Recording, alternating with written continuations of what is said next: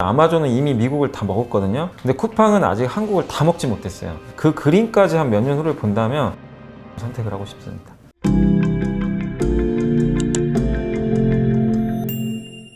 밸런스 게임이라고 부장님 혹시 들어보셨는지요? 네. 네, 뭐 그래서 내용 안 보셔도 됩니다. 그냥 머리 생각나는 대로 대답만 해주시고 그냥 그 이유를 간단하게만 말씀 주시면 될 것 같습니다. 자, 시작을 해보겠습니다. 자, 국내 투자, 해외 투자. 저는 국내 투자고요. 이유는 10년간 소외받았기 때문에 국내는 아직 매력적이다. 이렇게 좀 보고 싶습니다. 그다음에 코스피 3,500 간다, 못 간다. 간다고 봅니다. 왜냐하면 코스피 기업들의 주가가 아직 재평가되고 아까 말씀드린 대로 여전히 수출 데이터 좋기 때문에 저는 간다고 생각합니다. 자, 종목 투자 그리고 ETF 투자. 이거는 사실 정답은 없는데 그냥 저는 종목 투자가 더 좋은 것 같아요. 제 개인적으로. 왜냐면 종목 분석하는 것도 재밌고, 그리고 ETF 투자는 약간 분산이 되지만 종목은 내가 봤을 때 종목 선정만 잘하면은 굉장히 또 고수익도 얻을 수 있기 때문에 종목 투자는 제 입장에서 더 나은 것 같습니다. 네, 이번엔 좀 재밌는 질문인데요. 이베스트 투자증권 3% TV. 이베스트죠, 당연히. 저는 직장인입니다. 아이고, 그래도 3% TV 덕분에 또 이렇게 했지만 저희 또 사장님이 보고 계실 것 같아서. 네, 알겠습니다. 자, 그다음 주식 투자, 부동산 투자. 당연히 주식 투자죠. 왜냐하면 지난 몇 년간 부동산 시대였는데 부동산 규제가 좀 심했잖아요. 근데 주식은 또 규제를 좀 완화해주고 있기 때문에 당연히 주식 투자가 더 낫다고 생각합니다. 자, 이번엔 비트코인, 부동산. 전 지금 비트코인이 더 핫한 것 같아요. 왜냐하면 비트코인이 예전엔 저도 인정을 안 했는데 이제 진짜 테슬라, 애플, 뭐 페이팔까지 쓴다고 하니까 실체가 있는 자산이 된 것 같아요. 그래서 저는 비트코인 유망하다고 생각합니다. 자, 이제 종목 이야기 좀 해볼게요. 현대자동차, 테슬라. 저는 현대차. 왜냐하면 테슬라가 안 간다가 아니라 테슬라는 이미 주가 퍼포먼스를 너무 보여줬는데 현대차는 이제 보여줄 게 더 많아 보여요. 아직까지 안 보여준 게 있어서 현대차를 선택하겠습니다. 삼성전자와 현대차. 삼성전자가 좀 더 매력은 있는 것 같아요. 그러니까 현대 모비스를 하셨으면 모비스를 하려고 했는데, 왜냐하면 이제 그 둘 다 이제 제조업 기반인데 어쨌든 큰 그림으로 봤을 때는 삼성전자가 어쨌든 국내 시총 1위고, 제가 삼성전자를 좀 더 선택한 이유 중에 하나는 배당 매력이 좀 높아지는 것 같아서 배당주로도 한번 좀 관심 있게 보고 있어요. SK이노베이션과 LG에너지솔루션. 지금은 저는 SK이노베이션이 좀 더 나은 것 같아요. 왜냐면 물론 패소를 했는데 LG 그 배터리는 사실 주가 엄청나게 오른 것도 사실인데, 왜냐면 그 1등 기업이기도 하고 그래서 어느 정도 좀 올라온 만큼 올라왔는데, SK이노베이션이 지금 최근에 하고 있는 행보를 보면은 LG화학과 합의만 잘하면 모든 리스크가 다 해소되고, 그 SK 배터리를 장착한 자동차는 단 한 건도 화재 사고가 발생을 안 했더라고요. 그래서 품질 경쟁력이 좀 있는 것 같아서 좀 상대적으로는 좀 나은 것 같습니다. 그 다음 질문입니다. 이제 상장 아직 안 했지만 쿠팡과 아마존. 저는 당연히 쿠팡입니다. 저는 뭐 일단 아마존이야 워낙 뭐 많이 알려진 기업이고, 근데 아까 말씀드린 거랑 좀 비슷한 건데 현대차하고 테슬라 선택한 거 비슷해요. 쿠팡이 보여줄 게 더 많아요. 왜냐하면 간단히만 설명해, 아마존은 이미 미국을 다 먹었거든요. 근데 쿠팡은 아직 한국을 다 먹지 못했어요. 아직은 춘추전국 시대예요. 막 지금 우리나라 이커머스 업체들이 좀 난립해 있잖아요. 근데 그 안에서 쿠팡은 조금씩 뭔가 잠식해가고 있는데, 쿠팡이 1등하는 스토리가 저는 한번 기대가 돼요. 그렇기 때문에 그 그림까지 한 몇 년 후를 본다면 쿠팡의 성장 스토리가 좀 보이기 때문에 쿠팡을 좀 선택을 하고 싶습니다. 우량주 세 종목, 성장주 30종목. 1등주 세 종목과 이제 성장주 30종목 이렇게로 해볼게요. 저는 30종목. 왜냐면 저는 기본적으로 분산 투자를 워낙 많이 권유드리고 싶기 때문에, 그 성장주가 사실 뭐가 될지 모르겠지만 그 성장주 중에 10배로 가는데 분명히 10배 가는 종목들이 한두 개 나올 수가 있단 말이에요. 그래서 그런 면에서 성장주 30개가 더 나은 것 같습니다. 마지막으로 해볼게요. 연분리, 연부장. 연분리가 낫습니다. 왜냐면 이 분리라는 거는 아무한테나 안 붙여주잖아요. 그래서 당연히 저는 연분리가 더 누구한테도, 아니 증권맨한테 분리라는 거 붙인다는 건 상상도 못할 일인데, 왜냐면 주식시장에 근무하는 그 증권사 직원들은 되게 딱딱하다고 많이들 느끼세요. 근데 저를 그렇게 좀 평가해 주셨다는 건 저로서도 너무나 영광이고, 또 많은 분들이 인정해 주셨다는 그런 징표기 때문에 너무 저는 그 호칭이 마음에 듭니다. 이번에 해외 이야기를 조금 해보겠습니다. 미국에서 바이든 정부가 출범을 하면서 이제 시진핑 주석의 중국과의 갈등이 조금 고조되고 있습니다. 미국과 중국의 이런 갈등 상황이 국내 주식에도 좀 영향이 있을까요? 일단 이제 트럼프 대통령하고 뭐 바이든 대통령은 일단 성격이 되게 다르잖아요. 네. 그래서 트럼프 대통령 근데 공통점은 뭐냐면 이번에 사실 많은 분들이 바이든 대통령이 되면 중국과의 관계가 좀 더 바뀌는 거 아니냐 이런 얘기들을 좀 하신 분도 계시는데 지금 돌아가는 거 보면은 전혀 그런 것 같지 않아요. 어차피 결론은 똑같습니다. 중국에 대한 규제는 계속 이어질 것 같고 다만 방법은 다른 거죠.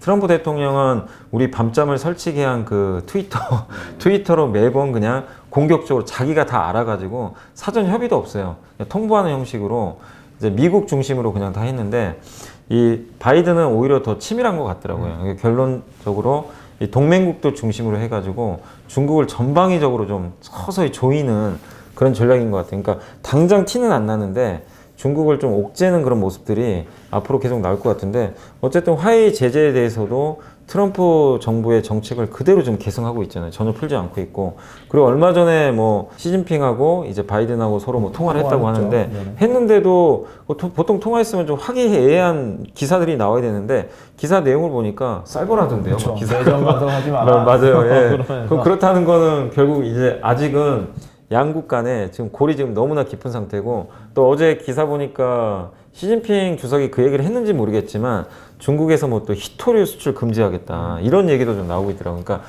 이 희토류가 왜 중요하냐면 이 미국은 또 전략 군수 물자들이 되게 많잖아요.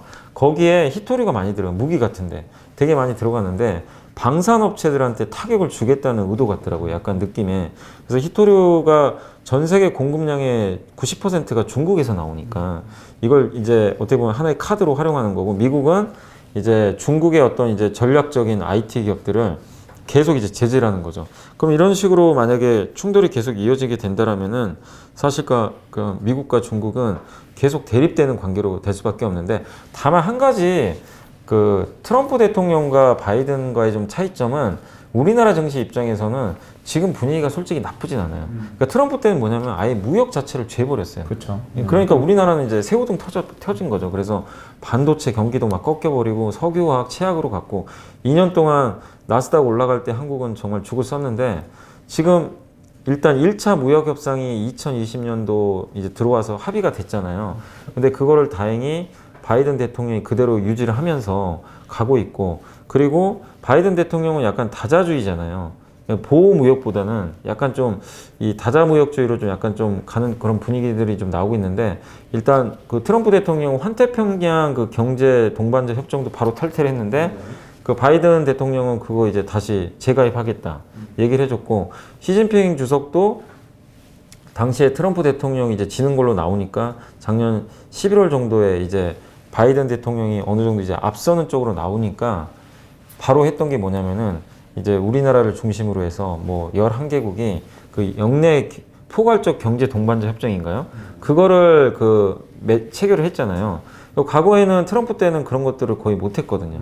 근데 우리나라 입장에서는 어쨌든 트럼프 때보다는 무역을 할 수 있는 부분들이 많이 늘어나게 된 것 같아요. 그리고 한 가지가 더 있는 게 바이든 대통령이 자꾸만 이제 우리나라의 경쟁 업체인 중국 회사들을 계속 은연중에 때리고 있어요. 그렇죠. 자꾸 공격을 하고 뭐 신장 위구르 지역도 마찬가지예요. 거기 태양광 회사들 되게 많은데 그걸 규제하니까 우리나라의 OCI가 수혜를 받고 그죠? 거기에 또 애플에 납품하는 오필림을 타격을 하니까 LG노텍이 수혜를 받고 그래서 한국 입장에서는 그러니까 트럼프 때처럼 너무 무역만 이렇게 재는 흐름만 나오지 않는다면 지금의 구도가 오히려 국내 기업들한테는 되게 행복한 상황으로 좀 전개되는 것 같아요. 예전에 그 미국이 일본의 반도체 기업을 막 이렇게 옥죄했던 것처럼 그래서 삼성전자가 사실 세계 1등이 된 거잖아요. 어떻게 보면. 그러니까 그런 것처럼 지금의 어떤 흐름은 한국 시장에는 좀 상당히 긍정적으로 좀 가고 있고 그리고 미국과 중국을 중심으로 한 이 글로벌 자본시장도 지금 뭐 일단 서로 간에 약간의 경쟁이나 대립은 있지만 무역 자체를 어떻게 뭐 막거나 그런 게 아니기 때문에 경제적으로는 어떻게 보면은 트럼프 때보다는 오히려 또 좋은 분위기로 좀 가고 있는 것 같아요. 그래서 지금 국내 시장 입장에서는 뭐 크게 나쁠 건 없는 구도로 좀 가고 있는 게 아닌가 이렇게 생각은 하고 있습니다.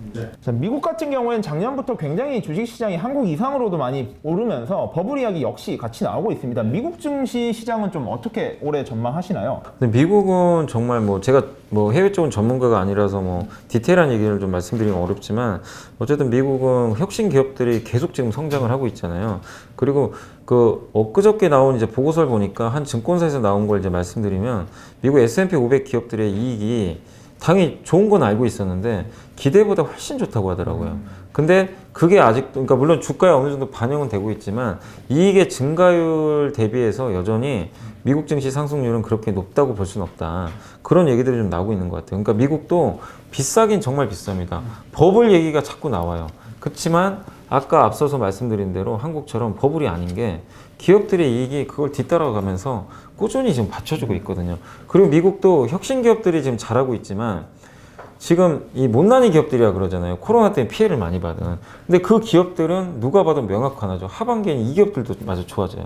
그러면 기업 이익이 밑에서 또 안 좋던 이제 부실 기업들까지 좋아지는 그림이 나와버리면 미국 증시는 정말 단단하게 저는 움직일 수 있다고 저는 생각하고 있거든요. 그러니까 앞에서 혁신 기업이 이끌어주고 뒤에서는 전통 산업이 이제 뒤쫓아가는 그런 그림들이 나오고 있고 그 중간에 GM이나 포드 같은 기업들이 사실은 전통주들이잖아요. 근데 이 기업들이 지금 뭐 하고 있죠? 혁신 기업으로 바꾸려고 좀 노력을 하잖아요. 우리 한국의 현대차처럼 뭐 자율주행차, 전기차 이런 산업 쪽으로 이제 체질 개선을 하려고 하는데 미국도 똑같은 그림이 나오거든요. 그러면은 지금의 이제 고퍼라고 그러는데 고밸류가 저는 뭐 당연히 받을 수 있는 부분이기 때문에 미국 증시에 대해서도 여전히 우호적으로 보고 있고 다만 한국 증시랑 비교해 봤을 때 미국 증시가 그동안 너무나 많이 올랐잖아요. 10년간 올랐기 때문에 저는 개인적으로는 어쨌든 지금은 미국보다는 좀 한국을 좀 더 우위에 좀 보고 있는데 그렇다고 해서 미국이 못 간다 그거보다도 미국 증시의 그 작년도의 상승률에 비해서는 너무나 그동안 10년 동안 올라온 부분이 있으니까 상승 탄력 자체는 좀 둔화될 수 있다는 건 좀 염두를 해두시면 좋을 것 같아서 방향은 위지만 탄력은 조금씩 좀 떨어질 수 있다는 건 염두에 두시면 좋을 것 같습니다. 그리고 미국이 최근에 많이 그렇게 오르면서 이제 중국 같은 경우에 되려 이제 올해는 중국의 장이다 이런 이야기도 좀 많이 하시거든요. 중국 시장에 대한 좀 올해 투자 전망은 좀 어떻게 보시죠? 저는 개인적으로 그래도 중국이 더 낫지 않나 싶어요. 해외 주식을 한다면. 왜냐하면 일단 한국처럼 거의 그러니까 한국과 약간 다르긴 하지만 중국이 예전에 아마 기억하시기에 2015년도에 그때 한번 중국이 후광통인 거야. 그 붐 한번 일어가지고 증시가 국내 또 일부 증권사에서 막 중국 증시 이제 캠페인도 많이 하고 해가지고 한번 엄청나게 중국 증시가 그때 히트를 쳤던 적이 있습니다. 근데 그때 이후로 5년 동안의 시간을 잃어버렸죠. 중국이 엄청나게 빠졌죠. 그래서 증시가 폭락을 했는데 이제 드디어 또 중국도 우리 한국처럼 기지개를 켜고 있더라고요. 그래서 가격 면에서도 여전히 매력적인 것 같고 그리고 누가 생각해봐도 중국은 세계적으로 지금 어느 나라보다 코로나에서 빨리 탈출한 나라잖아요. 그래서 펀더멘털은 전 세계에서 가장 좋습니다. 그리고 우리 한국처럼 제조업 베이스 국가잖아요. 원자재 베이스 국가가 아니라 제조업 베이스 국가인데 왜 이 말씀을 드리냐면 한국도 좋지만 중국도 좋은 게 지금 뭐 요즘에 물가가 올라가는데 물가 올라가는 품목을 보시면은 소비재 물가보다는 뭐가 올라가냐면 중간재 있잖아요. 반도체 아니면 석유화학 제품 이런 것들이 다 제조업에 쓰이는 그런 중간재잖아요. 이런 것들이 왜 올라가냐면 공급이 없어요. 그 쇼티지라 그러는데 왜냐면 코로나 때문에 공장 가동이 그동안 안 되는데 소비는 계속 늘고 있었거든요. 왜냐면 우리가 내구재 소비를 많이 하니까. 그러니까 그 괴리가 생기면서 결국에는 이제 이 중간재에 대한 쇼티지가 생겼는데 그 수혜를 고스란히 받는 세계 국가가 대만, 한국, 중국이거든요. 근데 중국이 어떻게 보면 또 가장 경제 펀더멘털이 또 좋은 상황이니까 그런 면에서 중국 증시에 대한 어떤 중국의 수출 기업에 대한 투자는 여전히 저는 좀 매력적이지 않나 일단 이렇게 보고 있고 그런데 많은 분들이 우려하는 것 중에 하나가 중국을 딱 봤을 때 저거 디레버리징이라고 그러죠. 이제 부채가 좀 많으니까 저거 긴축하는 거 아니냐. 1월 달에 아마 기억하시겠지만 한국 증시가 3천 깨졌던 이유가 중국의 그 단기 15금리가요. 그게 갑자기 급등을 해가지고 중국이 이제 금리 올리겠다 이렇게 놀랬는데 중국 인민은행이 이제 진화에 나서긴 했지만 어쨌든 갑자기 긴축을 하는 거 아니냐. 왜냐하면 너무 경기가 좀 좋아지고 부채가 많으니까. 근데 거기에 대해서 말씀드리고 싶은 거는 중국 당국이 두려워하는 거는 증시가 상승해서가 아니라 부동산을 되게 두려워하더라고요. 부동산 가격이 워낙 그동안 또 많이 올라서 버블에 대한 좀 우려감은 있는 것 같아요. 부동산 쪽에. 그래서 부동산을 좀 통제하는 그런 좀 긴축은 나올 수 있지만 증시에 대해서는 여전히 우호적이거든요. 증시 부양을 하려는 의지는 여전히 강하기 때문에 부동산이 아니라 주식시장 측면에서는 중국 증시는 한번 저는 좀 투자해볼 만한 메리트는 좀 충분히 있다라고 보고 있습니다.